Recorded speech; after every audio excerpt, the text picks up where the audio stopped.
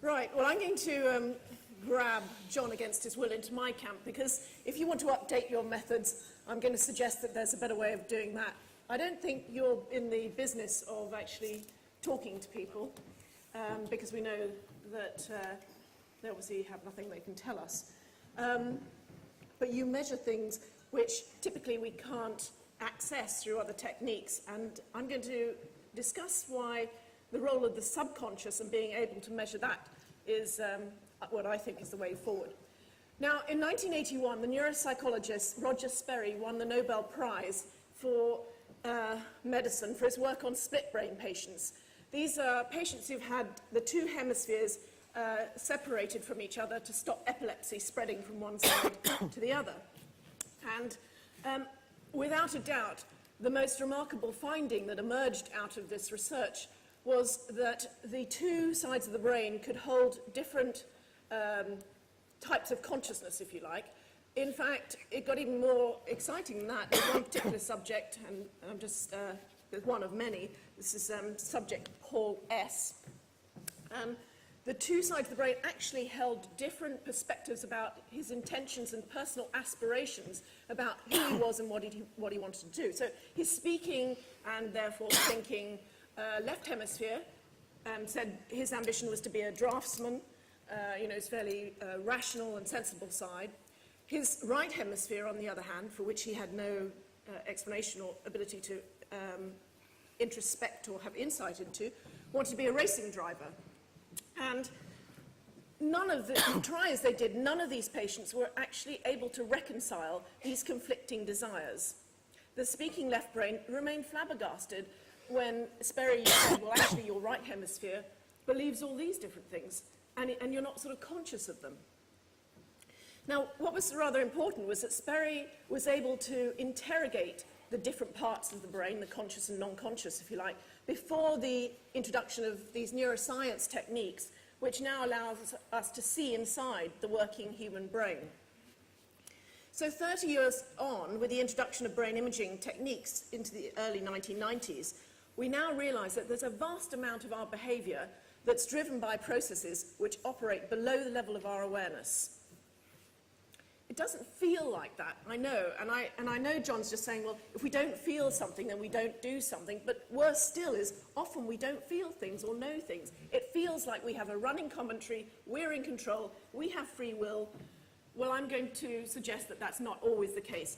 Let's give us some examples which you'll all be familiar with. Driving on the motorway, thinking about, oh God, what am I going to talk about tonight, la la la, stupid client, la la la. Suddenly, 15 minutes later, there you are, you've arrived somewhere else. Well, you didn't drive that car, slightly disconcerting for the other drivers. You consciously. Ever done the cryptic crossword? Struggling away for hours on it, you go away, 5 hours later you come back and, oh, there's the answer. Somebody, not your conscious brain, has been figuring that out. Or if you dream, and in your dreams you improve a particular sports technique, you wake up in the morning and lo and behold, it's become a reality. So these are just some examples, but there are many, many, many. And what I'm sort of trying to get at is that if not us, who is in control of all those decisions? Rather, it's our non-conscious and emotional brains that have evolved over millions of years, which still drive and guide our behavior today. And it's a kind of generous brain. It allows the later evolved cortical cousin, this mantle, to go about its business, planning, plotting, talking to itself, talking to others. It doesn't have to bother its pretty little head about the important issues of today, which are to survive and procreate. So I would argue that if 80% or more of our drives and decisions and subsequent behavior is driven by these cognitive and emotional processes that are inaccessible to introspection, then how can any company justify the sole use of traditional techniques that tap the rational mind and throw away the remaining 80%? Of this vital non-conscious and typically emotional information that ultimately predicts how consumers behave. Now, furthermore, there's a huge amount to be learnt about the behavior of humans at the population level, and you're going to hear about that, with insights that can help us understand how groups behave under different scenarios. But ultimately, this social behavior is driven by what? By our brains working independently to ensure that we survive and pass on our selfish genes.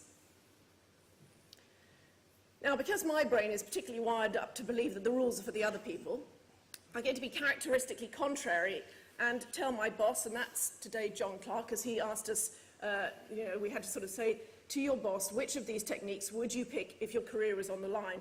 Well, I'm going to tell you, you can stick your job, because I'm not pinning my colours to a single flag. Of course, it'd be nice to win the debate, but look, I started from such a low baseline. I think if we team up, we might get like 30, maybe. But I'm a realist, and I believe that it's in the integration of approaches and methodologies where the real money is going to be made. It's true, brain imaging is still a developing field. I haven't shown you slides today because I came and talked a few weeks ago, and you probably don't want to see it all again. But in 20 years, it has yielded more information about the human brain and how we function than 500 years of study using other approaches. And this is just the tip of the iceberg. I've no doubt that our understanding of this structure and function is going to expand exponentially over the next decade.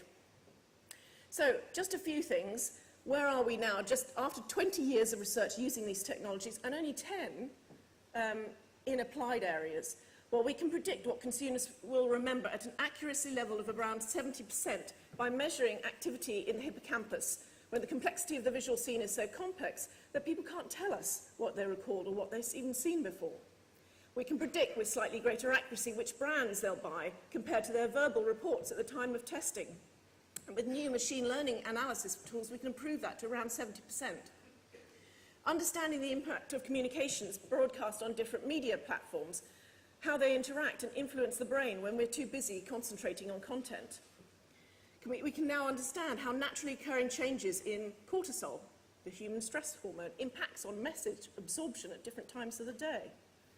But perhaps more inventively, we may not be able to predict from an n-dimensional universe of all the possible designs which would be most pleasing to the brain, because it's just too expensive to run fMRI studies consistently on everything that could possibly exist. But we can certainly find out why certain designs, such as the Bauhaus School of Design, survives and influences modern technology today. What is it? What kinds of musical rhythms stimulate the release of these feel-good chemicals, dopamine and serotonin? So to sum, I believe that neuroscience offers us a short, medium and long-term solution to understanding human behaviour, and specifically the consumer, what motivates us, what drives us, what influences us, and how context and society impact on the way that brains process information. And I also believe that understanding the brain provides a framework by which we can properly understand the external and environmental influences on our behaviour, as well as beginning to help us bridge that very vast gap between the mind and brain.